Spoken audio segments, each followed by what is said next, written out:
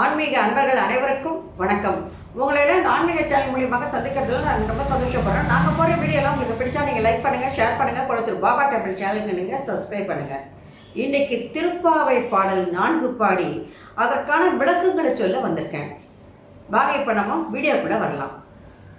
திருப்பாவை பாடல் ஆண்டாள் அருளிய திருப்பாவை பாடல் 4.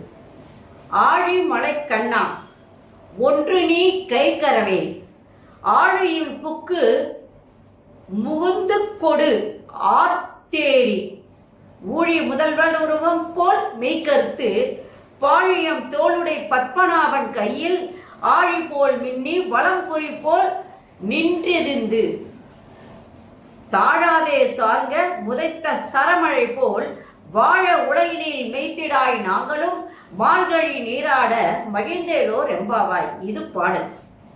இந்த பாடல்ல பார்த்தீங்கன்னா மெய்ஞானமும் விஞ்ஞானமும் மெய்ஞானமும் ஒன்று சேர்ந்து உள்ளது.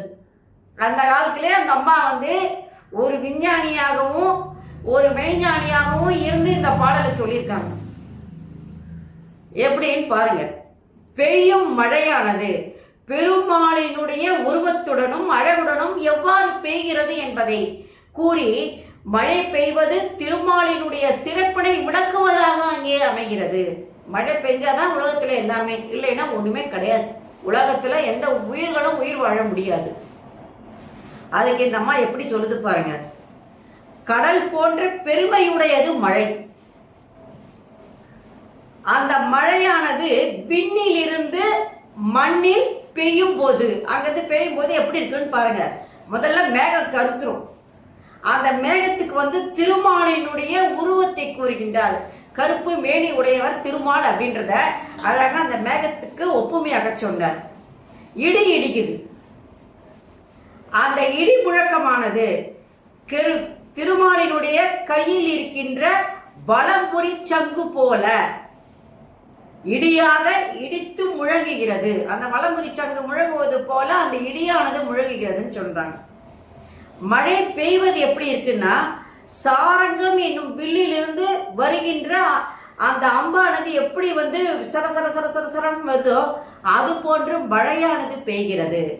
அப்ப மழைக்கு சாரங்கத்தினுடைய வில்லிலிருந்து வருகின்ற அம்பு அங்கு ஒப்புமையாக கூறப்பட்டது.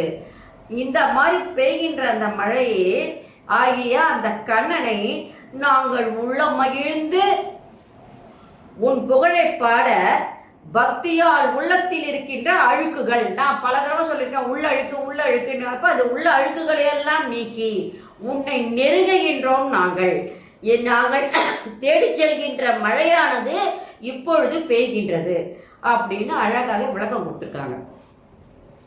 ஆழிமலை போல் மின்னி வலம்புரி போல் நின்றதிந்து தாழாதே சார்ந்த முதைத்த சரமழை போல், அந்த சாரங்கத்திலிருந்து வருகின்ற அம்பு எப்படி வருதோ அந்த மாதிரி சரமழையானது பெய்து கொண்டிருக்கிறது. வாழ உலையில் பெய்திடாய் நாங்களும் மார்கழி நீராட மகிழ்ந்தேலோ ரெம்பாவாய் அப்படின்னு சொல்லும்போது, நாங்கள் உள்ளம் மகிழ்ந்து உன் புகழை பாடி அந்த பக்தியால் உள்ளத்தில் இருக்கின்ற அழுக்குகளை எல்லாம் நீக்கி உன்னை நாங்கள் நெருங்குகிறோம் அப்படின்னு சொல்றாங்க. சொல்லாம இந்த பாட்டில் அழகாக விஞ்ஞானத்தையும் மெய்ஞானத்தையும் கொண்டு வந்துட்டாங்க. இப்போ மேகமானது கண்ணனினுடைய கருமேனி உருவத்திற்கும் சக்கரம் மின்னுது இல்லையா, சக்கரம் சங்கு சக்கரம் இருக்கும். அந்த சக்கரம் மின்னுவது மின்னல் மின்னுவதற்கு ஒப்பாகும். மின்னல் எப்படி படிச்சுன்னு வருதோ அந்த மாதிரி அந்த சக்கரமானது அங்கே மின்னுகிறது என்றும், சங்கு முழங்குவது எப்படி இருக்குன்னா அந்த இடி இடிப்பதை போலவும், வில்லில் இருந்து வருகின்ற அம்பானது மழைக்கு ஒப்பாகவும் கூறும்போது ஆன்மீகத்துடன் விஞ்ஞானத்தைக்கும் ஆன்மீகத்தையும் ஒப்பிட்டு இந்த அம்மா அழகாக அந்த காலத்திலேயே பாடி வச்சிருக்கு அப்படின்னு சொல்லும்போது, ஆண்டாளுடைய பாடல்கள் எல்லாமே நமக்கு மிகவும் போற்றக்கூடிய ஒன்றுன்னு நம்ம புரிஞ்சுக்கணும். நன்றி, வணக்கம். இந்த வீடியோ உங்களுக்கு பிடிச்சா நீங்கள் லைக் பண்ணுங்கள், ஷேர் பண்ணுங்கள், குளத்தூர் பாபா டெம்பிள் சேனலுக்கு நீங்கள் சப்ஸ்கிரைப் பண்ணுங்கள். நாளைக்கு திருப்பாவை பாடல் 5 பாடி அதற்கான விளக்கங்களை சொல்ல வரேன். ஓம் சாய்ராம். மலைர மகாதேவா சம்பு. Subscribe to my channel and please press the bell icon for more videos.